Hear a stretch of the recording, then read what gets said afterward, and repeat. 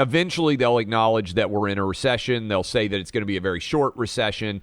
And eventually their argument will become, the reason why we're in a recession is because Republicans took control of the House and Senate, and they haven't passed our bills that would have kept a recession from happening. They're going to try to blame Republicans, even though this is a direct result of Democrat control of Congress and the White House. And this is inevitable. Just go ahead and put it in your bingo card that this is where we're going to be at some point next year.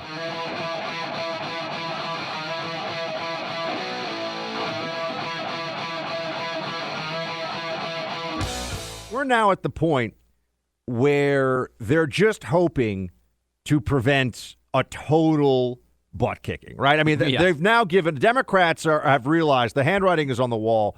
And let's be clear, anything short of a butt kicking is unacceptable, right? Anything short of a repudiation of the last 2 years of governance by a Democrat anywhere in the country is insufficient.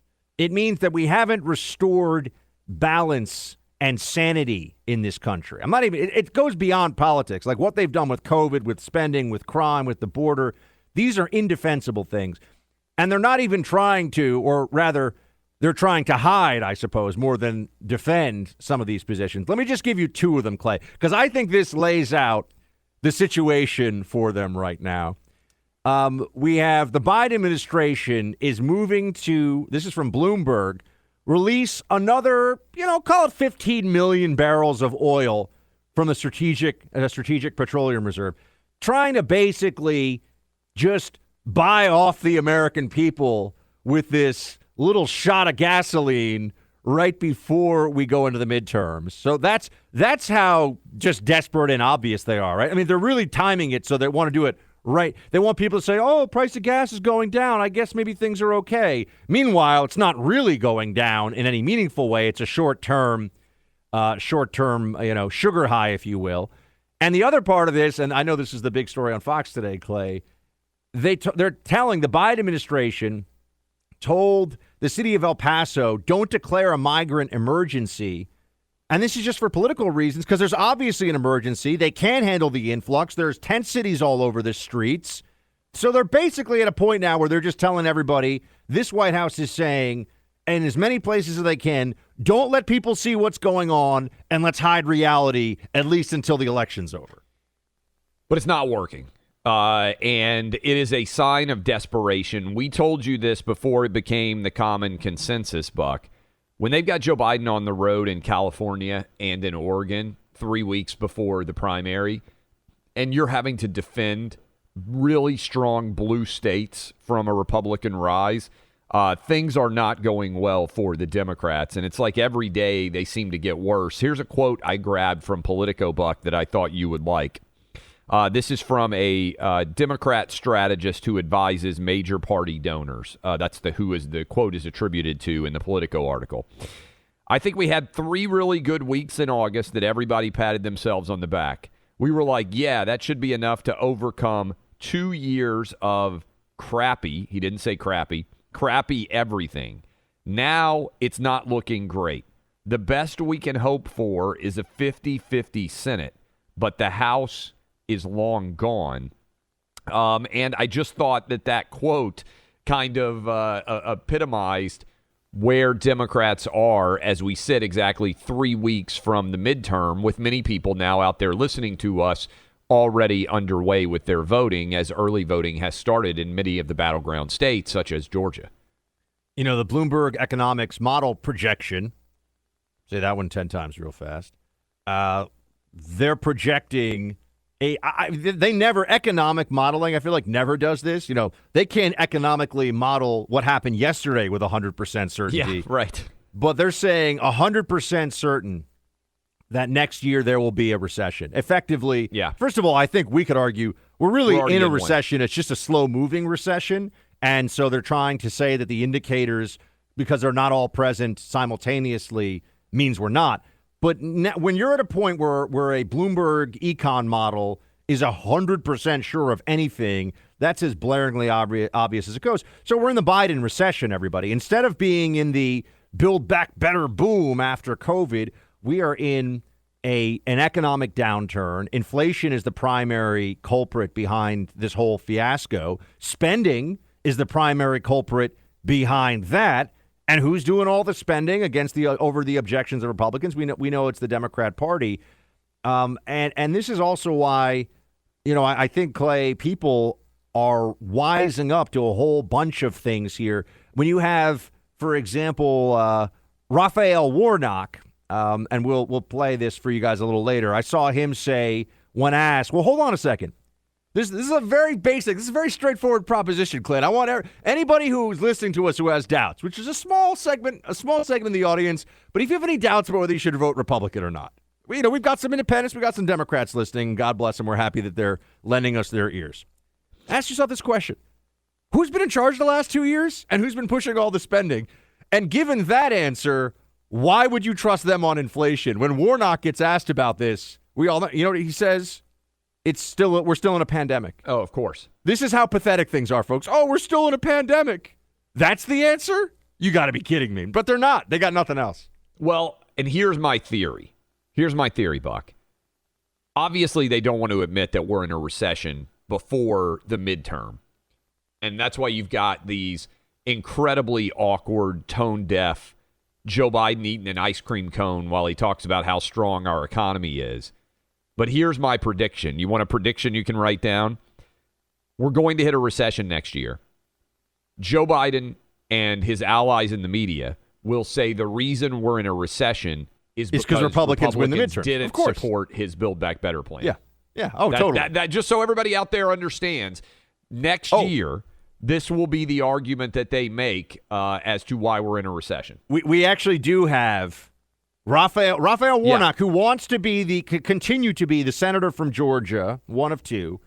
Here he is when he's asked, hold on, haven't you guys, meaning the Democrats, been in charge for 2 years, and isn't inflation the result of the spending you've already pushed? Here's what he says. We've been talking to a lot of voters who say the economy is a top issue for them. Democrats have been in control of the White House, of Congress for the past 2 years. Inflation has soared. Why should Georgia voters give you another chance? We are still in the throes of a pandemic that dragged on for more than 2 years. It's just not good enough, Clay. It's just not good enough. Like, no one thinks that that's good enough as an answer. No way. No, it's an awful answer. And also, I'm increasingly of the opinion that many of these politicians are idiots.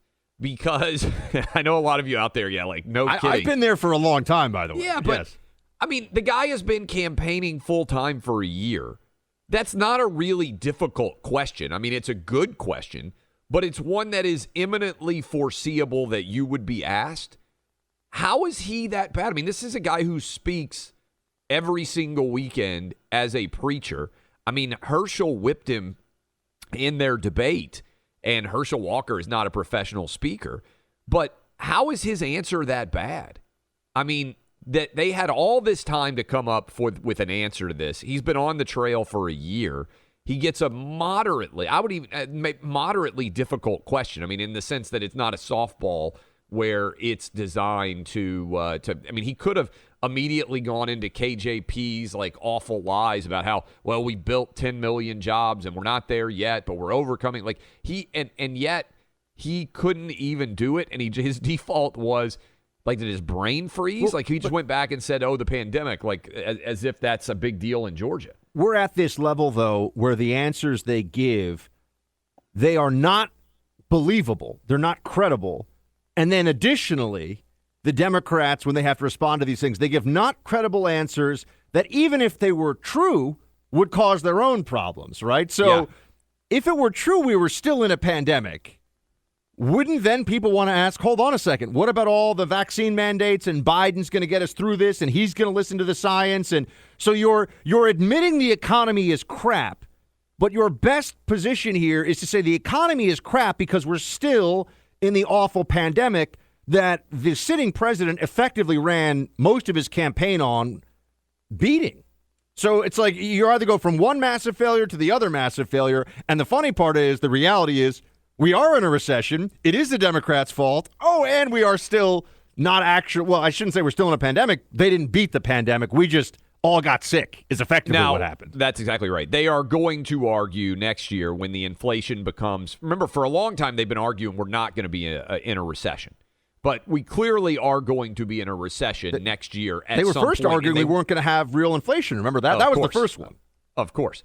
I mean, and we've been right on all of this all along, but eventually they'll acknowledge that we're in a recession. They'll say that it's going to be a very short recession, and eventually their argument will become, oh, the reason why we're in a recession is because Republicans took control of the House and Senate, and they haven't passed our bills that would have kept a recession from happening. They're going to try to blame Republicans, even though this is a direct result of Democrat control of Congress and the White House.